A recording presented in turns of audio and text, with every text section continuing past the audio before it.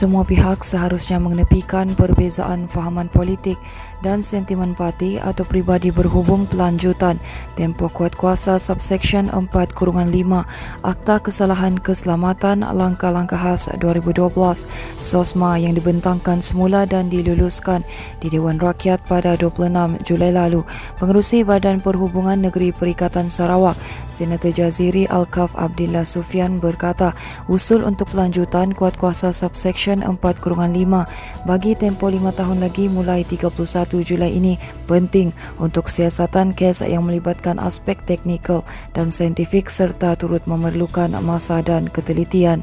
Katanya langkah dilakukan Menteri Dalam Negeri Datuk Seri Hamzah Zainuddin mengemukakan usul untuk membatalkan keputusan Majlis Mesyuarat bertarikh 23 Mac lalu bagi membolehkan ia dibentangkan semula adalah tindakan yang sangat tepat. Beliau berkata ia kerana kesalahan yang ada dalam jadual pertama SOSMA adalah jelas merupakan kesalahan besar yang melibatkan kesalahan keselamatan dan mustahil boleh diselesaikan dalam tempoh 24 jam seperti kes jenayah lain dalam kanun keseksaan.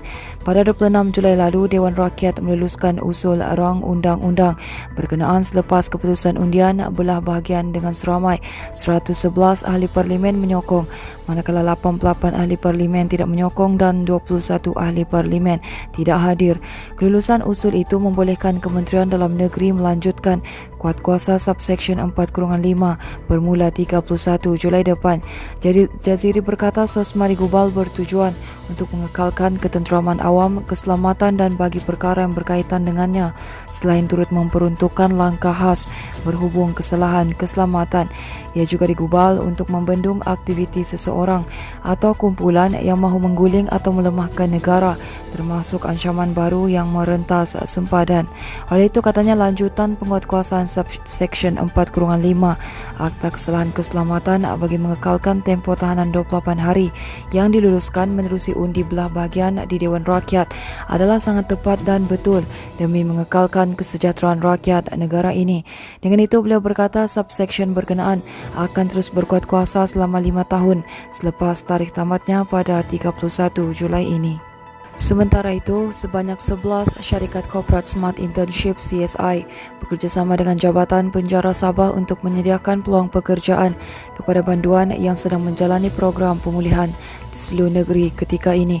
Timbalan Ketua Menteri Datuk Dr. Joachim Gunsalam berkata ia tidak termasuk Lembaga Penyatuan dan Pemulihan Tanah Persekutuan yang turut menyediakan peluang sama bekerja di ladang sawit miliknya di Sabah.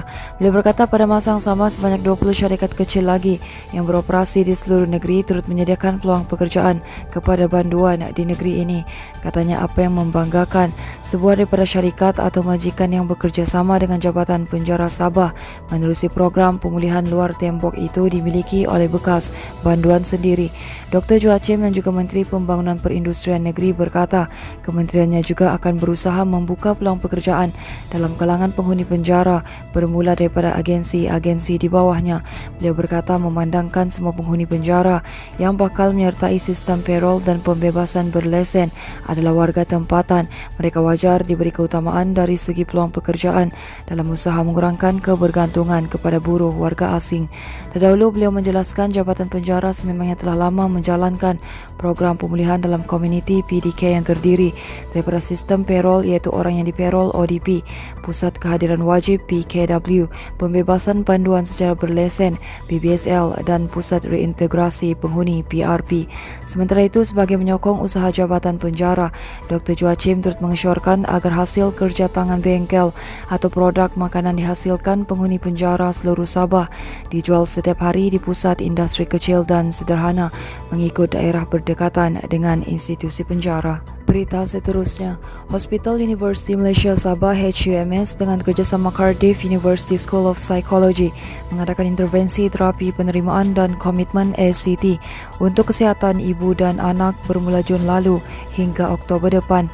Pengarah HUMS Prof. Dr. Helen Lasimbang berkata, intervensi yang merangkumi 2 fasa itu melibatkan ibu mengandung dan staf HUMS serta 2 buah klinik kesihatan. Menurutnya, intervensi psikologi untuk ibu dan anak itu diadakan julung kalinya di Sabah yang dibuat secara besar-besaran. Katanya projek intervensi itu juga pertama kali ditawarkan di kawasan desa atau luar bandar di negeri ini. Dr. Helen turut merakamkan ucapan terima kasih kepada semua pihak yang terlibat bagi merealisasikan program berkenaan. Manakala sebuah masjid di kampung Pulau Larapan, Hujung Semporna dilaporkan musnah terbakar awal pagi tadi.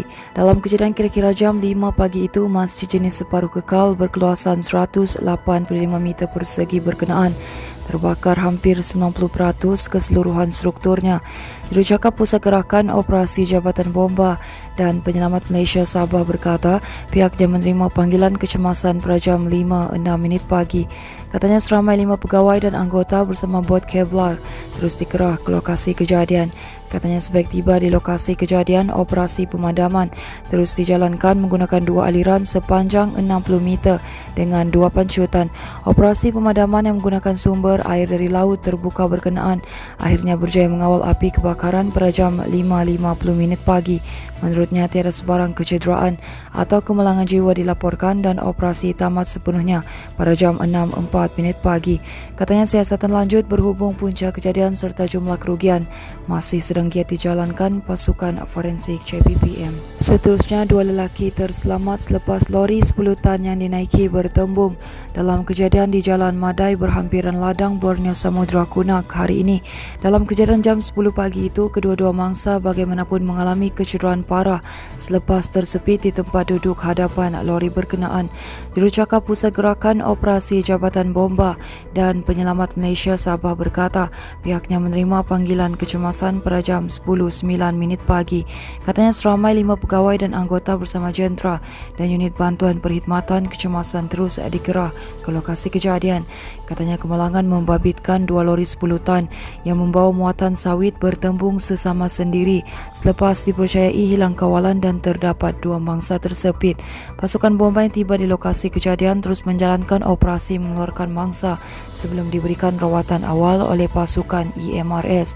Menurutnya kedua-dua mangsa kemudiannya dihantar ke hospital untuk mendapatkan rawatan selanjutnya.